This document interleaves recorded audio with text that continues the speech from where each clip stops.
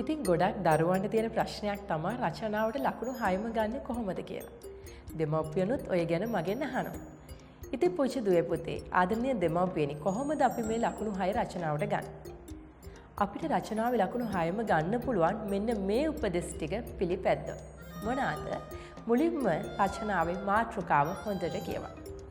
ඒ වගේම මාතෘකාව අයත් වන කාලය වර්තමාන කාලයේද අනාගත කාලයේද අතීත කාලයේද කියලා මුලින්ම හොයා ගන්න ඕන.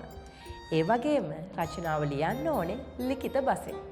ඒ වගේම මාතෘකාවට අදාළ වනේ අපි වාක්‍ය ටික ලියන්න ඕනේ. එතකොට එකම අදහස තියෙන වාක්‍ය නැවත නැවත ලිවීමෙනුත් වළකින්න ඕන. එතකොටත් අපේ ලකුණු අඩු වෙනවා. ඒ වගේම වචන අතර අපි පරතරයක් තියන්න ඕන. නිවැරදි අකුරු ලියන්න ඕන. අක්ෂර වින්‍යාසයත් නිවැරදි වෙන්න ඕන.